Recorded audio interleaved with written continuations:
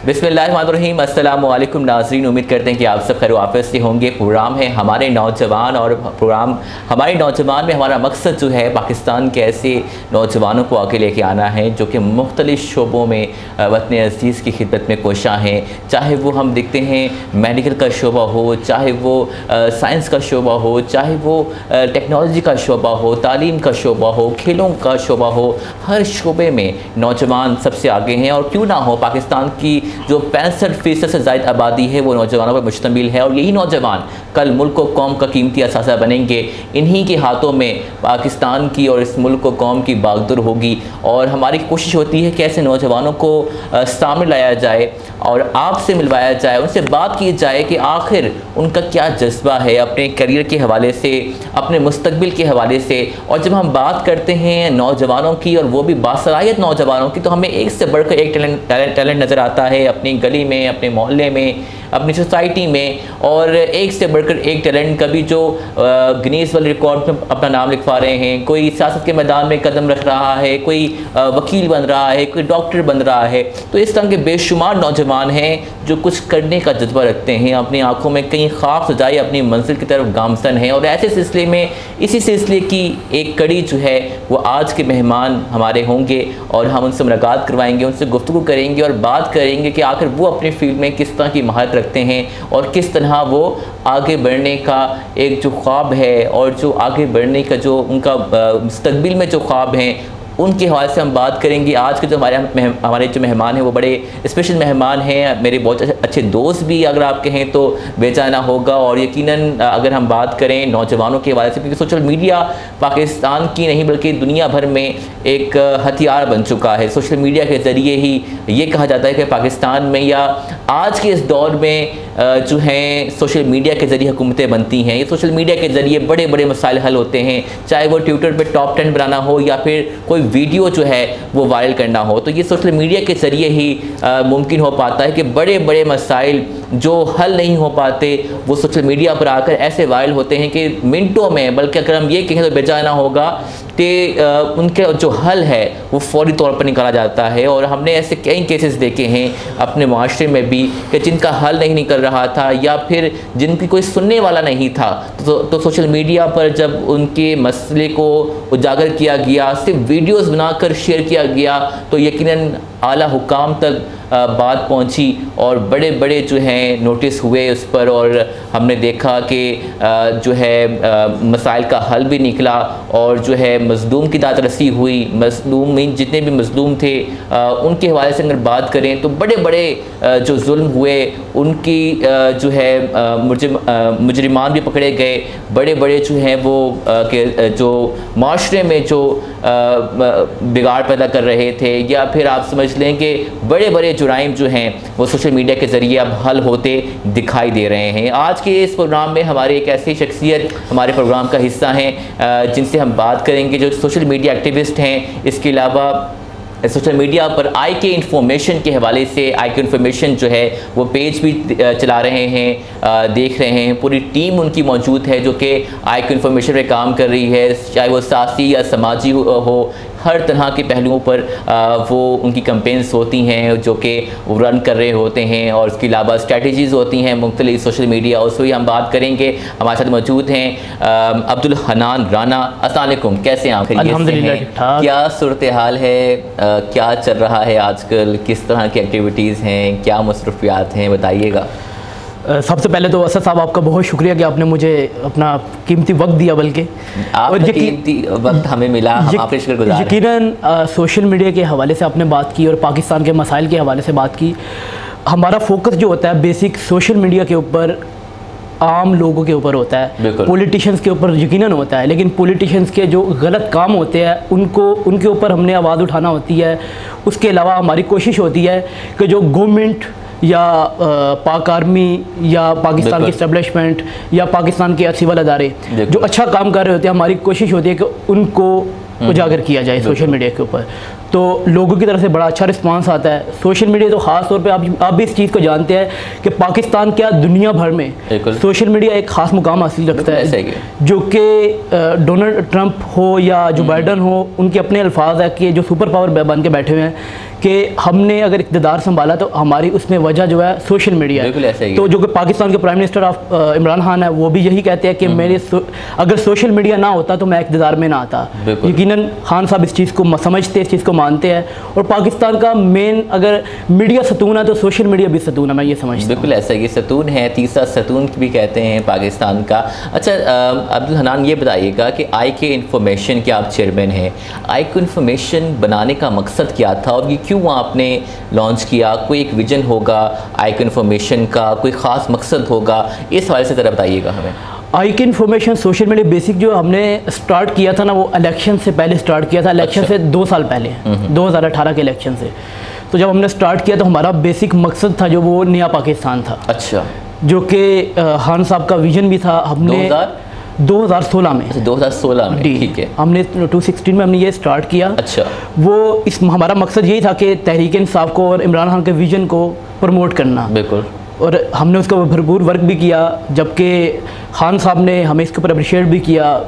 खान साहब से मेरी मुलाकात हुई, उन्होंने हत्ता कि IK इन्फॉर्मेशन हमने अनऑफिशियली तौर पे बनाया था, खुद साख्ता बनाया था IK इन्फॉर्मेशन, जो कि इमरान खान इन्फॉर्मेशन। जबकि आज तक वरना अगर किसी शख्स के नाम से आप इस मंसलिक करते हैं तो आपको वह शख्स नोटिस आता है या कोई ना कोई प्रॉब्लम हो जाती है। लेकिन पार्टी का हम शुक्रिया अदा करते हैं और खान साहब का शुक्रिया अदा करते हैं कि आज तक हमने इस प्लेटफॉर्म को, छोटे से प्लेटफॉर्म को बहुत बड़ा किया।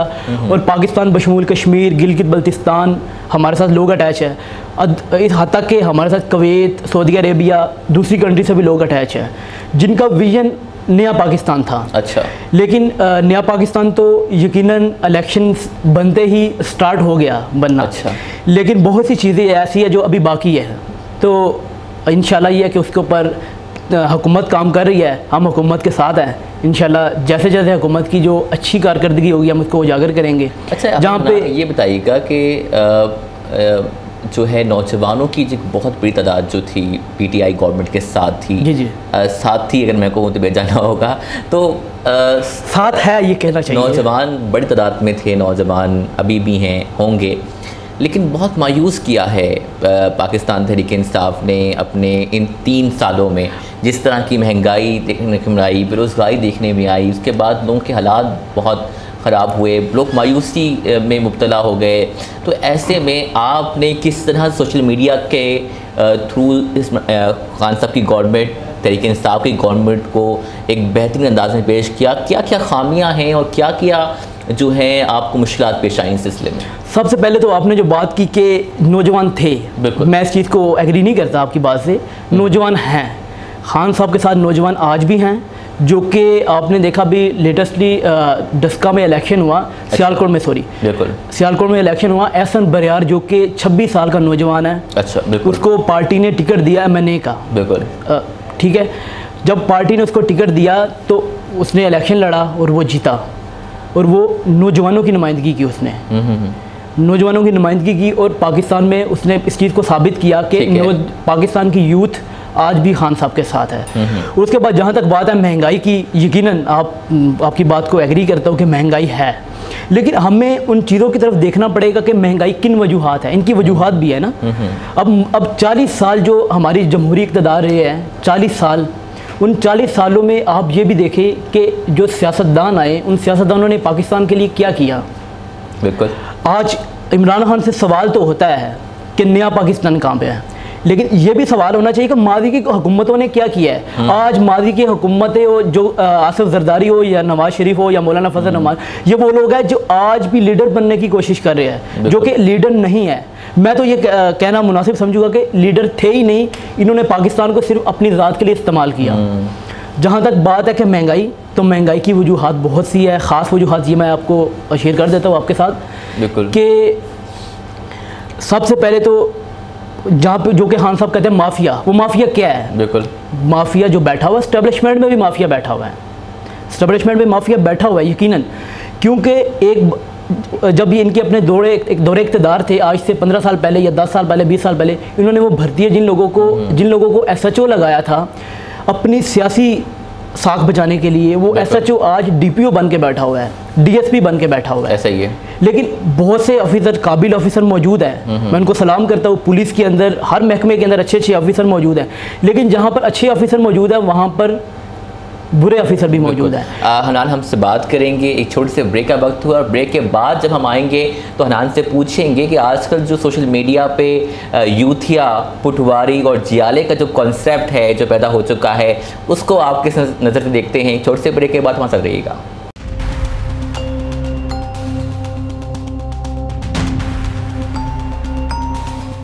वेलकम बैक नाज़रीन, उम्मीद करते हैं कि आप सब खैर आफियत से होंगे। प्रोग्राम है हमारे नौजवान और आज के हमारे नौजवान के मेहमान हैं अब्दुल हनान राना जो कि IQ इन्फॉर्मेशन के चेयरमैन हैं। उनसे बात कर रहे थे। अब्दुल हनान, हम वक्फे पे जाने से पहले एक सवाल छोड़ के गए थे आपके पास कि जो आजकल सोशल मीडिया पे हम देखते हैं पुटवारी, यूथिया और जियाले ये एक दूसरे से लड़ रहे होते हैं अपने कायद, अपने रहनुमा या अपने जो लीडर को प्रमोट और उसकी सपोर्ट में। तो आप इस नज़र को किस तरह देखते हैं? सोशल मीडिया जो है, पहले कहा जाता था कि जंगें जो है वो मैदानों में लड़ी जाती हैं, लेकिन अब सोशल मीडिया जो है वो महाज बन चुका है। इस हवाले से आपकी क्या राय है? पहली बात तो मैं जो भी ये चल रहा है इस चीज़ को कंडेम करता हूँ। मैं इस चीज़ के हक़ में बिल्कुल भी नहीं हूँ। बिल्कुल, क्योंकि किसी को भी उसको अटैक करना पर्सनली उसकी लाइफ के ऊपर या उसको किसी हवाले से अटैक करना, ये हर पॉलिटिकल पार्टी की ना वैसे अपनी वो उनका एक विंग होता है और उसकी पूरी चाल होती है जो उन्होंने पूरा स्ट्रेटजी बनाई होती है। और PTI में ऐसी कोई स्ट्रेटजी नहीं है। PTI में कोई ऐसा उनको कंटेंट नहीं दिया जाता, ना ही हमें ऐसा कुछ दिया जाता कि आप इसके ऊपर PMLN के लोगों को ऐसा बोले PM। जबकि PMLN में यकीनन पूरा एक मीडिया सेल है जो कि प्रॉपर एंटी PTI कंपेन करता है, बल्कि अगर ये कहना गलत नहीं होगा एंटी इमरान खान कंपेन करता है। क्योंकि उनकी कोशिश होती है कि जो गवर्नमेंट के अच्छे काम हैं उन अच्छे कामों को छुपाने के लिए इनको आपस में हम लड़ते रहे, जबकि उनके पास तो बताने के लिए कुछ है ही नहीं। ऐसा ही है। क्योंकि जब एक करप्ट लीडरशिप है जिनके पास, जिनकी अपनी लीडरशिप करप्ट है, तो वो दूसरे को क्या बताएंगे? उनका तो कोशिश होती है कि जो इनके काम है इनको इंटरप्ट किया जाए, इनको डिस्टर्ब किया जाए ताकि ये अच्छे काम ना कर सकें। तो जहाँ तक ये यूथिया ये बात है तो मैं इस चीज़ को हक में नहीं हूँ। अगर लोग हमें कहते हैं यूथिया बनाएंगे, देखिए यकीनन ये तो PMLN में बेटर जानते हैं कि यूथ से यूथिया, अगर यूथ से भी यूथिया तो मेरा नहीं ख्याल कि इस तरह की सोच होनी चाहिए। लेकिन ये को ही क्रिटिसाइज किया जा रहा है।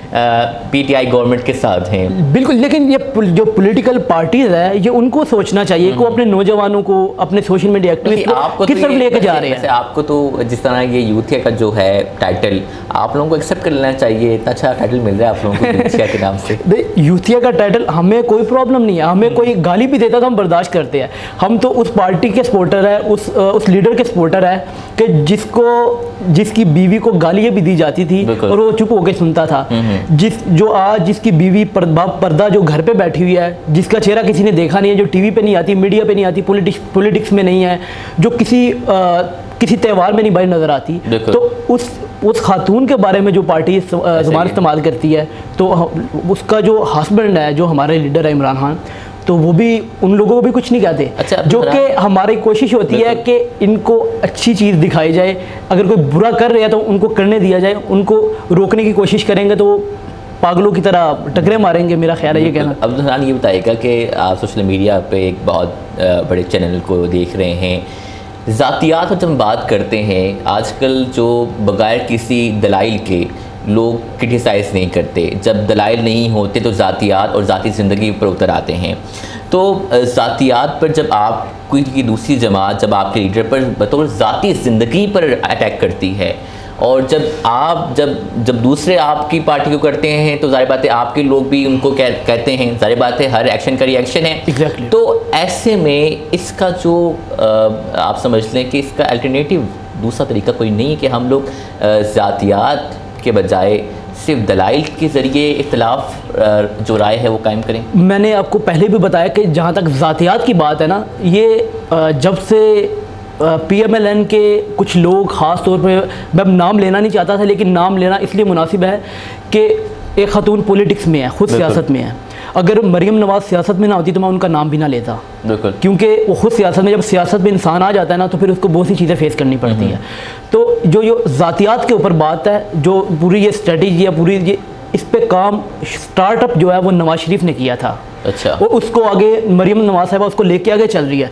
जो कि लोग कहते हैं कि नवाज शरीफ ने कभी ज़ातियात में बात नहीं की, ये वही नवाज शरीफ है जब इमरान खान की पार्टी अभी नई बनी थी, लेकिन नवाज शरीफ लियाकत बाग में खड़ा होकर कहता था बेनज़ीर को कि ये बेनज़ीर किधर है जो गोरों के कुत्ते नहलाती है। ये नवाज शरीफ के अल्फाज है, और कोई दोस्त, कोई अहबाब, कोई जानना चाहिए, मेरे पास वीडियो मौजूद है। अच्छा। तो वीडियो भी उनको मिल सकती है।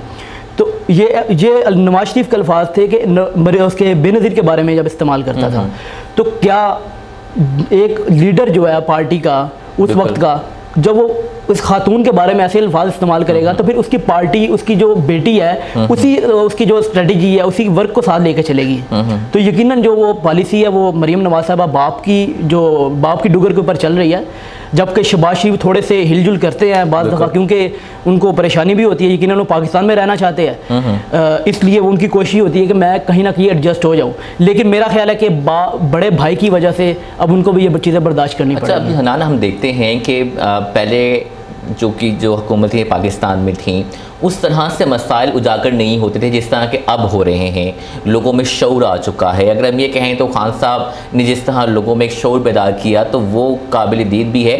तो ये बताइएगा कि पिछली हुकूमतों में इस तरह से केस सोशल मीडिया पर वायरल नहीं होते थे, मसाइल उजागर नहीं होते थे जिस तरह अब होते हैं सोशल मीडिया के ज़रिए। छोटा सा मसला हो जाता है तो सोशल मीडिया पर टॉप 10 बन जाते हैं, उस मसले को हाईलाइट किया जाता है। तो आप इसको किस नज़र से देख रहे हैं कि छोटे छोटे मसाइल जो पहले कभी हल ही नहीं हुआ करते थे, अब आला हुकाम तक नहीं पहुँचते थे, अब सोशल मीडिया के ज़रिए मिनटों में हल हो जाते हैं? इसकी वजह एक गवर्नमेंट ने इसके ऊपर काम किया। अच्छा। सबसे पहले तो मैं वज़ीर-ए-आज़म साहब का शुक्रिया अदा करता हूँ जिन्होंने डॉक्टर असलान, जो कि डिजिटल मीडिया का फोकल पर्सन है प्राइम मिनिस्टर ऑफ पाकिस्तान का, उसके अलावा सीएम पंजाब के फोकल पर्सन अज़हर मशवानी साहब, जो कि इन चीज़ों को खुद रन कर रहे होते हैं, खुद देख रहे होते हैं, कोऑर्डिनेशन होती है पूरी टीमों के साथ, तमाम सोशल मीडिया एक्टिविस्ट और कॉन्टैक्ट जो भी करता है उनके साथ, या जो ख़ास तौर पर जो ट्रेंडिंग टीमें बनी हुई हैं पीटीआई की, तो जो उनके साथ कोऑर्डिनेशन करते हैं। कोई भी एक छोटा सा मसला भी होता है तो हमारी कोशिश होती है कि उनको रेफ़र किया जाए। अच्छा। अगर उनको रेफ़र ना कर सके, अगर कोई ऐसे इशूज़ होते हैं कि जो वो भी बिजी मसरूफ़ होते हैं बाद दफ़ा, तो फिर बाद मसले ऐसे होते हैं कि लोग खुद से हाईलाइट कर देते हैं। जब लोग खुद से हाईलाइट कर देते हैं तो हमारी कोशिश होती है कि जहाँ पे गलती हो रही है, जहाँ पे मजलूम की आवाज़ बनना चाहिए हम वहाँ पे मजलूम की आवाज़ खुद से बनते हैं वॉलंटियरली। तो जब आवाज़ बनते हैं तो फिर जो सोशल मीडिया का जो पूरे सेल बैठे हैं पीएम, माजी में पीएम ऑफिस में और सीएम ऑफिस में अपनी करप्शन बचाने के लिए, अपनी ज़ात के लिए इस्तेमाल किए जाते हैं सोशल मीडिया से।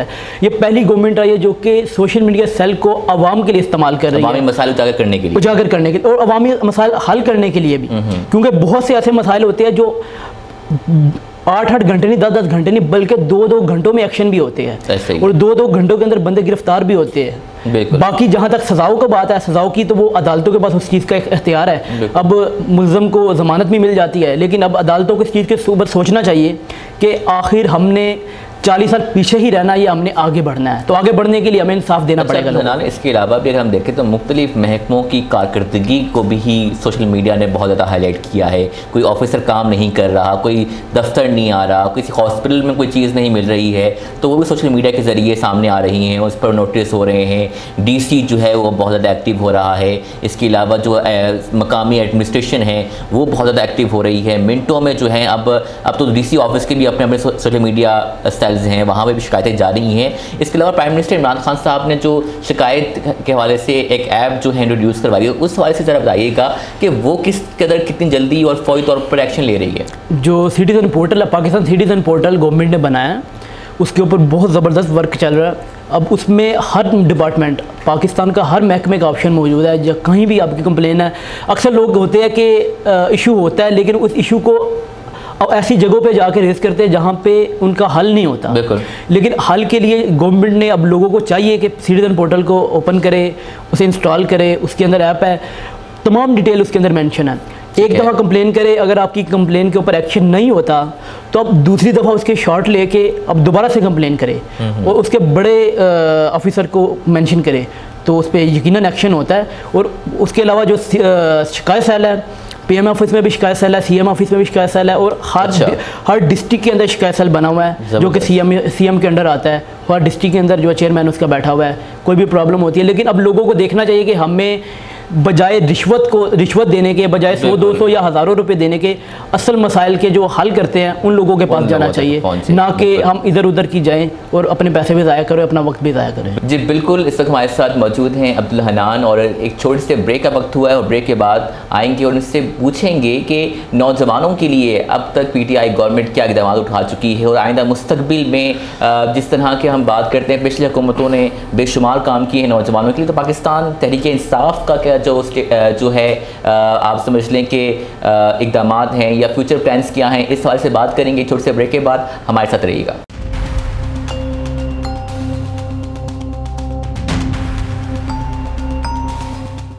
वेलकम बैक नाज़रीन, उम्मीद करते हैं कि आप खैर ऑफिस से होंगे। प्रोग्राम में हमारे नौजवान, और हमारे नौजवान के आज के मेहमान हमारे साथ मौजूद हैं अब्दुल हनान राना हैं, जो कि चेयरमैन हैं IK इन्फॉर्मेशन के। हनान, हम बात कर रहे थे कि नौजवानों के हवाले से पाकिस्तान तहरीक इंसाफ जब से गवर्नमेंट में आई है, इससे पहले नौजवानों के लिए बेशुमार जो इक़दाम उठाए गए थे पिछली हुकूमतों में। मुख्तलिफ फेस्टिवल्स होते रहे, टैलेंट एक्सपो होते रहे, लैपटॉप स्कीम्स थी, स्कॉलरशिप्स थी बेशुमार। इसके अलावा अगर हम बात करें पंजाब लेवल पर, तो उस तरह के भी यंग से यंग टैलेंट को प्रमोट किया जा रहा था। एक से बढ़कर एक जो इवेंट्स हो रहे थे, सेमिनार्स हो रहे थे, कॉन्फ्रेंसें हो रही थी, बाहर के जो यूनिवर्सिटीज़ हैं वो यहाँ पर आकर स्कॉलरशिप्स के प्रोग्राम्स लॉन्च कर रहे थे। मगर जब बदकिस्मती से जब से PTI गवर्नमेंट आई है, कर्जा स्कीम के अलावा हमें कोई ख़ास जो है नौजवानों के लिए कोई इक़दाम नहीं देखे। PTI गवर्नमेंट ने अब तक क्या इक़दाम कर चुकी है नौजवानों के लिए और आइंदा क्या करने के प्लान्स हैं? PTI ने जो भी किया वो तो मैं आपको बताता हूँ, लेकिन जो माजी की गवर्नमेंट ने आपने बात की, इतनी लंबी डिस्कशन की आपने उसके ऊपर कि उन्होंने ये किया। पहली बात तो ये कि जब माजी की गवर्नमेंट लैपटॉप देती थी या वो पीली टैक्सी नौजवानों को देती थी चलाने के लिए बजाय पढ़ने के लिए, तो बेरोजगार लोगों को, ठीक है, बेरोजगार लोगों को देती थी, लेकिन वो लोग उन लोगों को मिलती थी कि जो सिफारशी होते थे। और आज भी वो टैक्सी अगर आप देखें जो बेरोजगार लोगों को मिलती थी, आज भी कभी आपको वो टैक्सी नज़र आए ना तो मुझे बताइएगा वो टैक्सी है कहाँ पे। क्यों? क्योंकि वो ऐसे लोगों को दी गई थी जो कि सिफारशी थे या अपने पर्सनल लोगों को दी गई थी। और दूसरी बात लैपटॉप की जहाँ तक बात है कि लैपटॉप अब वो तो एक बिजनेस था उनका, कि वो लैपटॉप जो 30-40 हज़ार रुपये का लैपटॉप था वो सरकारी ख़जाने से वो 3 लाख 3.5 लाख का शो करके दिया गया। अब गवर्नमेंट के ख़जाने से 3 लाख 3.5 लाख रुपया जा रहा है यार। वो लैपटॉप की मालियत 3 लाख 30 हज़ार 40 हज़ार है। तो जो चूना लगाया गया इस लैपटॉप के आड़ में कि लैपटॉप दिए जा रहे हैं नौजवानों को, बेसिक वो करप्शन करना था, पैसा कमाना था। और जहाँ तक बात है गवर्नमेंट ने क्या किया, हुनरमंद नौजवान प्रोग्राम जो कि पाकिस्तान के तमाम शहरों में चल रहे हैं, वोकेशनल सेंटर खुले हुए हैं जो कि तमाम शोबा फ़िक्र के लोग जो है वहाँ पे जाते हैं, वहाँ पे ट्रेनिंग लेते हैं। और उसके अलावा सहाफ़त में वहाँ पे लोग काम कर रहे हैं। प्लस जहाँ तक बात है कि फिर ये गवर्नमेंट वो है कि जिससे बगैर सूद के, बगैर लोन के कर्जे दे रही है गवर्नमेंट नौजवानों को। किसके लिए? तालीम के लिए भी और प्लस कारोबार के लिए भी। अगर कोई पढ़ लिख गया, अगर वो चाहता है कि यार मैं मज़ीद आगे नहीं पढ़ना चाहता तो मैं कारोबार करना चाहता, तो बिज़नेस के लिए मिल रहा है। अगर वो आगे आला तालीम हासिल करना चाहता तो आला तालीम के लिए मिल रहा है। तो जहाँ तक इस गवर्नमेंट की बात है, गवर्नमेंट के बड़े अच्छे स्टेप्स है जो कि इंशाल्लाह। ये जो कर्जा स्कीम है इसका क्राइटेरिया जो है वो बड़ा मुश्किल है, हर नौजवान नहीं ले सकता। इसके हवाले से नहीं, क्राइटेरिया जो इसका 1 लाख से 10 हज़ार तक की इसकी कोई श्योरिटी नहीं है, कोई गारंटी नहीं है। अच्छा। फिर इसकी 11 लाख से 20 लाख तक की कोई गारंटी नहीं है। 20 लाख बगैर गारंटी के आपको पैसे मिल सकते हैं। बात यह कि कोई भी नौजवान, अब ये तो नहीं है कि अब एक बंदा टैलेंटेड नहीं है, वह काम नहीं कर सकता या वो चाहता है कि भाई मुझे पैसे मिल जाए, जब उसके पास उसके पास माइंड ही नहीं है काम करने का, वो कैसे उसको पैसे मिलेंगे। और जहाँ तक बात है कि बड़ा मुश्किल नहीं है, 20 लाख तक का कर्जा बगैर वारंटी के मिल रहा है। और 20 लाख से तक ये गवर्नमेंट वो है कि जो 2.5 करोड़ रुपये तक दे रही है। 1 से 2.5 करोड़ रुपये तक जो मिल रही है वो उनकी 2 गारंटेड मांग रहे हैं वो, बिल्कुल ठीक है। लेकिन जहाँ तक बात है कि मुश्किलात जहाँ पर कौम है, नौजवान है, उनको ये छोटी छोटी मुश्किलात कुछ नहीं कहती है। लाइनों में लगना कोई बड़ी बात नहीं है, कोई छोटी बात नहीं है। लाइनों में बंदा वैसे बिल जमा कराने के लिए भी तो जाते हैं ना, वैसे तो क्योंकि नहीं देखे खबर होने की बात नहीं है, जहाँ पर पैसे लेने की बात है ना, अप्लाई किया। अब पाकिस्तान 22-23 करोड़ आवाम है उसकी, उसके अंदर नौजवानों की 7-8 करोड़ नौजवानों की आबादी है, बहुत बड़े नौजवान। तो उन नौजवानों में जब जारी बात है कि रश लगता है, बैंकों में जाते हैं लोग, अक्सर लोग कहते हैं कि हम तंग हो रहे हैं, तो ऑनलाइन का ऑप्शन भी मौजूद है। अब नौजवान बैंकों में नहीं जाना चाहते, वो ऑनलाइन पे चले जाए। तो थोड़ी सी कोशिश करनी पड़ती है, अगर हम कोशिश नहीं करेंगे तो पास कोई भी चल के नहीं आएगा। बिल्कुल। अब ये बताइएगा कि आप सोशल मीडिया को देख रहे हैं, खान साहब के हर आने वाले अपडेट्स पर आपकी नज़र होती है, आपको ये भी सामना करना पड़ता होगा कि खान साहब की अक्सर तकरीरों से बहुत सी चीज़ें जो हैं वो नज़र आती हैं, लोगों का मजाक भी उड़ाते हैं, कुछ को ऐसी बातें कर जाते हैं जो कि मज़ाक का जो है वो एक तंज़ो मज़ाक का एक नुस्खा बन जाता है। तो आपकी नज़र में जिस तरह के उनकी जो हालिया तकरीर हैं उनमें जिस तरह से उन्होंने मुर्गियों की बातें की, अंडों की बातें की, इसके अलावा अगर आप देखें तो वो कुछ ऐसी सी बातें भी कर जाते हैं जो कि आम तौर पर बंदा नहीं कर पाता, या फिर आप समझ लें स्लिप ऑफ टंग कह लें, या इसको आप कोई और नज़र देख लें। लेकिन कभी कभार वो कुछ इस तरह की बातें कर जाते हैं जिससे पार्टी भी डिफेंड नहीं कर पाती।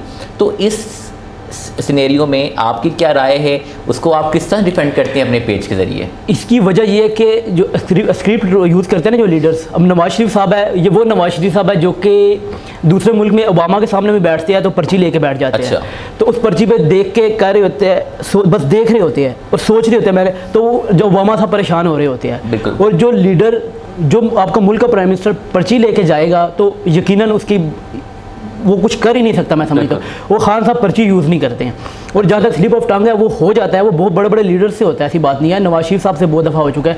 इलेक्शन में एक दफ़ा नवाज शरीफ ने कहा जाओ बल्ले पे ठप्पा लगाओ, ऐसा भी हो जाता है। कोई बड़ी बात नहीं है, ऐसा हो जाता है। लेकिन जहाँ तक बात है कि मुर्गी अंडों वाली, तो बिल गेट्स जो है उसने इस चीज़ को ओन किया है। उसने कहा मैंने खुद ये बिज़नेस किया है, ये बहुत ज़बरदस्त बिजनेस है। उसने चीज़ को, उसकी पूरी इसके ऊपर बुक लिखी हुई है, उसकी पूरी बुक है बिल गेट्स की। तो आप उसको पढ़े, आपको पता चल जाएगा खान साहब ने कोई मामूली बात नहीं की है। बात सिंपल सी है ना कि हम लोग वो है कि जो हम कहते हैं कि हमें थाली में रख के हर चीज़ मिल जाए और हम खा लेंगे। अच्छा, अब ये बताइएगा कि इलेक्शन से पहले आपकी जो यूथ विंग थी वो बड़ी स्ट्रॉन्ग थी, ISF की बात करें या फिर इंसाफ यूथ विंग की बात करें, मगर अब जो है यूँ लगता है कि जैसे ओहदे बांटने के अलावा PTI सियासी जमात के तौर पर या ISF के तौर पर या इंसाफ यूथ विंग के तौर पर कोई ख़ासा काम नहीं हो रहा। सिर्फ़ और सिर्फ जो है वो हुकूमत चलाई जा रही है, ना ही नौजवानों को प्रोमोट किया जा रहा है, ना ही नौजवानों के लिए कोई काम किया जा रहा है, और ना ही कोई पार्टी का जो ख़ास विजन है उसको फ़रोग़ दिया जा रहा है। तो इस हवाले से क्या लगता है कि अगर यही खामोशी और यही सूरत हाल बरकरार रही तो अगले 5 सालों में आप किस तरह से एक्टिव हो सकेंगे?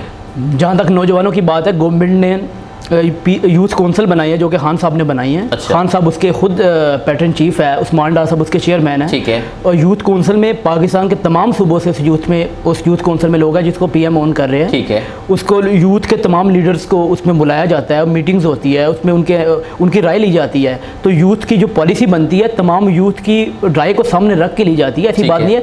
जहाँ तक बात है गवर्नमेंट की इंसाफ यूथ विंग की, तो इंसाफ यूथ विंग में जो कि मुला बख्श समरो साहब है जो कि प्रेसिडेंट है उसके इंसाफ यूथ विंग के। अच्छा। और आरिफ रीन साहब है जो कि सीनियर वाइस प्रेसिडेंट है, बहुत ज़बरदस्त वर्क कर रहे हैं पाकिस्तान भर में, बल्कि पंजाब भर में तो काफ़ी ज़्यादा तंजीमें उनकी कंप्लीट हो चुकी है, डिस्ट्रिक्ट लेवल पे काम कर रही है। तो इंसाफ यूथ विंग पहले से बहुत ज़्यादा स्ट्रांग हो चुकी है। अच्छा। अब एक वक्त था यकीनन कुछ अर्सा पहले के जो कि तंजीम नहीं बनी हुई थी, तंजीमें टूटी हुई थी, लेकिन अब तंजीम बन चुकी है इंसाफ यूथ विंग की, बहुत ज़बरदस्त तरीके से काम कर रही है।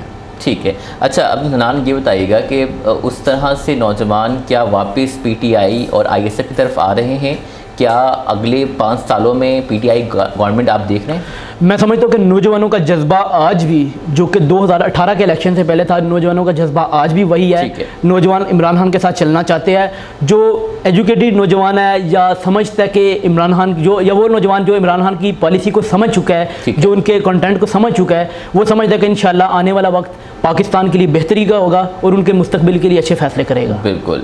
बहुत बहुत शुक्रिया अब्दुल हनान, आज के प्रोग्राम में अपने वक्त दिया। क्या पैगाम देंगे जो नौजवान सोशल मीडिया के ज़रिए अपनी आवाज़ बुलंद करना चाहते हैं, सोशल मीडिया के ज़रिए अपना मकाम बनाना चाह रहे हैं, उनके लिए क्या मैसेज है और आगे वो किस तरह से इस सोशल मीडिया के ज़रिए अपने आप को और अपने काम को प्रमोट कर सकते हैं?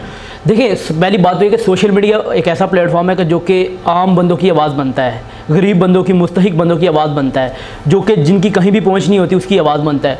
तो सोशल मीडिया हर बंदा मोबाइल यूज़ करता है। मैं समझता हूँ कि मैं यही पैगाम दूंगा कि मोबाइल को मिसयूज़ करने की बजाय, स्नैपचैट यूज़ करने की बजाय, दूसरी ऐप्स यूज़ करने की बजाय बेटर होगा कि आप अच्छी साइट्स यूज़ करें। ख़ास तौर पे ट्विटर का इस्तेमाल करें, यूट्यूब का अच्छा इस्तेमाल करें, ख़ास तौर पे ट्विटर का इस्तेमाल करें ताकि आप आम बंदों की डायरेक्टली आवाज़ बन सके। और जो बड़े बड़े ऐवानों में लोग बैठे हैं, आप उनको डायरेक्टली पैगाम भेज सके ताकि उन लोगों के मसाइल हल हो सके। तो उन लोगों को फोकस करना चाहिए कि आम बंदों के ऊपर फोकस करें, क्योंकि आजकल का वक्त ऐसा जा रहा है कि आम बंदे को कोई पूछता नहीं है। तो हमें आम लोगों की आवाज़ बढ़ने की ज़रूरत है। बिल्कुल, बहुत बहुत शुक्रिया अब्दुल हन्नान, आज आपने हमें टाइम दिया। नाज़रीन, नौजवान यकीनन सबसे बड़ी जो पावर है नौजवान के पास वो सोशल मीडिया है। सोशल मीडिया के ज़रिए वो अपने मुल्क के हालात बदल सकता है। बेशुमार मसाइल पर हुकूमत को जो है वो नोटिस दे सकता है कि इस मसले का हल निकाला जाए। और अब ये कहा जाता है कि सबसे बड़ी जो ताकत है वो हमारे हाथों में सोशल मीडिया के ज़रिए है, जिसका मस्बत इस्तेमाल भी है और मनफी इस्तेमाल भी। तो इसको क्यों ना हम मस्बत कामों के लिए इस्तेमाल करें और अपने मसाइल हल करवाएं और अपने काम को प्रमोट करें, अपने मस्बत चेहरे को प्रमोट करें और पाकिस्तान का मस्बत चेहरा दुनिया के सामने लेकर आएँ। उम्मीद करते हैं कि आज का प्रोग्राम और आज के मेहमान और आज का जो पैगाम है वो आपको पसंद आया होगा। अपना बहुत सारा ख्याल रखिएगा और अपने फीडबैक से हमें ज़रूर आगाह कीजिएगा। Thank you so much. अल्लाह हाफ़िज़।